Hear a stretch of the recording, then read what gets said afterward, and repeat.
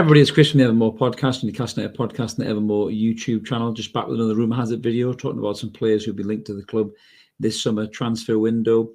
We've already mentioned before, we're done with the defence now by the looks of it. Now we've captured Sven Botman and Matty Targett alongside Nick Pope in goal. So we're moving on to midfield and attacking areas, and there's going to be a few more players linked to the club, but it certainly looks like we've got our top targets inside, so we're going to get stuck into that in just a minute. Just before I do a little bit of housekeeping, if you haven't already, please consider clicking that like and subscribe button. We're over 1250 subscribers now, so massive thanks to everybody who's clicked that button. If you haven't, please do, and smash the bell as well, so every time we do a video, you'll get notified we're coming on, and let us know what you guys think about what we're talking about. So without further ado, we're going to get stuck in, but a little bit different what we normally do. Just a bit of an update, I suppose, on some of the other targets and the players being linked before we look at one particular player's stats in isolation. So it pretty much appears the top target that we've got in sight is Moussa Diaby, the 23-year-old French international from Bayer Leverkusen. There seems to be a little bit of Sven Botman style brinkmanship with the transfer fee here, with the looks like Leverkusen are holding out for 60 million. And reported fees that Newcastle want to bid 50 million. So I think they're trying to meet somewhere in the middle of the two clubs by the sound of it. He definitely seems to be our top target. There's no question about that. And the lad's got quality in spades. He's right-footed. He gives a good balance to that side. I think we need somebody on that right-hand side. I think Eddie Howe will stick with Maxi this season. I think he'll give him another chance. All this talk about going to Spurs, I think he was going to go. He would have went already, to be fair.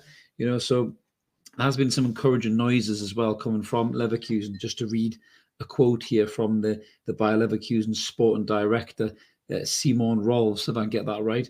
The Lynchman's better at pronunciations than I am, but I'll give it a good stab. So he said, I'm optimistic about Moussa, that he will be playing here next season. But when clubs with incredibly large financial opportunities bid for such a player, we have to sell a top player at some point. So that says to me that there is room to wiggle there with Leverkusen. And obviously, we are going to try to get our top target like we did with Botman, like we did with Ekitike, but that kind of fell through a little bit. Potentially Ekitike was just a little bit because of the agents' issues as well, which obviously turned a little bit sour. So, yeah, Diaby seems to be the top target. But there is a few of the players that have been linked there. So I think there's probably a hit list of players in that position. The other player we've already done a previous Rumour Has It video on was Marco Asensio from Real Madrid. So he's a 26-year-old Spanish international, obviously been at Real Madrid a long time. And we've done a transfer video on him already. He is a talented player. There's no doubt about that. He's kind of been in and out over the few years at Real Madrid, but he's got ability. He can beat a man. He can score a goal. He can create. He's great at tucking it in, smashing the top corner. But he apparently is available for a knockdown fee. And the reported news going around social media, I think it started in the Spanish media, and it's just kind of caught on a little bit. And there's been a few more media outlets that have reported that apparently Newcastle lodged a £20 million bid for Asensio, which could obviously make Real Madrid want to sell the player. So for me, I think that would be smart business. I said that when we did the video. I think he's a talented player. I think he would add to the squad. Obviously, if you can keep him fit is a big thing. He has had injury problems in the past, but he is a very good player. And, if we can't get our top target in Diaby, which I hope we can, these are the players getting drawn up on too bad. We've already done a video on Anthony Gordon. I'm not a big fan. I think he's had one decent season. Maybe see what he does next season before you start chucking figures of 35 million quid around for the kid. He might be a really good player, but yeah, I'm not too convinced. Give me Diaby, certainly. Give me Asensio. And give me the next player we're going to be talking about over Anthony Gordon. And the next player we're going to be talking about is Chelsea winger Callum Hudson-Odoi. Now, I've been a big fan of this kid for a long time, to be honest with you. He's one of them players that I've always felt that should have left Chelsea way before now. I think he's a really talented player. He's only got 3 England caps, if you can believe that. But he's 21 years old, so he's got his better years ahead of him. Right-footed, bags of pace, as Mark showed there on the radar. He's crossing ability, passing ability, dribbling, key passes, and he actually gets stuck in and makes a few tackles as well for a winger.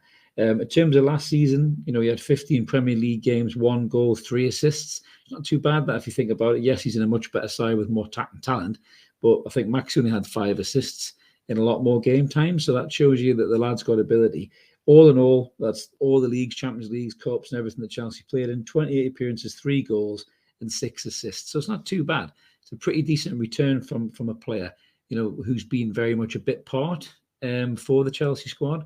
And I said at 21, I think he's got way more, better years ahead of him as a player, and hopefully, he could do that in a black and white shirt. So looking at just some of the individual stats that Mark's broken down there, you can see where he scores high. He scores high in assists, 0.29 per 90 minutes on average. So he's in the 80th percentile for wingers. That's the top 5 European leagues of wingers. You can see there his kind of expected assists. He's very high.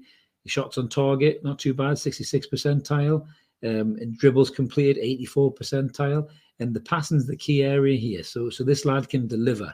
And if you put him on the right-hand side in a front three of, say, Maxi, Wilson, and Hudson-Odoi, that's a hell of an attacking three. And I think that could create loads of chances for Callum Wilson, who, when fit, for me, is one of the best finishers in the division. But you can see there he got pass completions. He's in the 83rd percentile. Passes into the area, 95th percentile. And really importantly, key passes, he's 2.23 a game in the 84th percentile.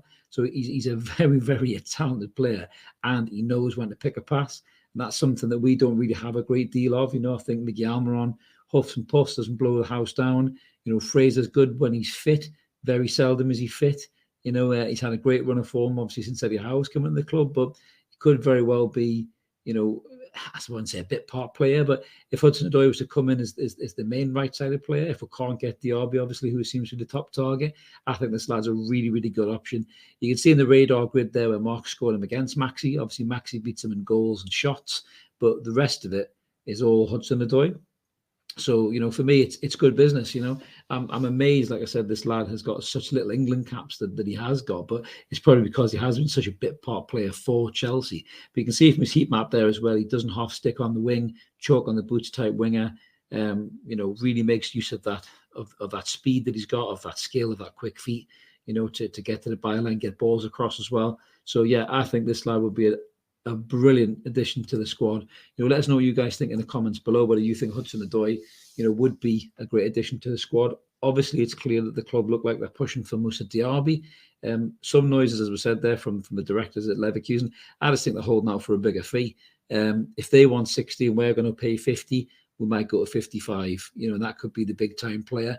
There's been a lot of talk about Brozier coming in on loan, which would stop us spending 30 million quid on a reserve striker or a backup striker for Wilson. So that would free up some finance. So maybe they could bid a bit bigger for Diaby. But like I say, if we don't get Diaby, I think Hudson-Odoi is a fantastic second choice. And I would put him up there ahead of Asensio and certainly ahead of Anthony Gordon. But, let us know what you guys think in the comments below. We'd love to hear what you have to say. We try our best to reply to as many as we can. So just stick a comment at the bottom there and we'll jump on and come back to you. So as I mentioned at the start, if you haven't already, please consider clicking that like and subscribe button. Jump on board.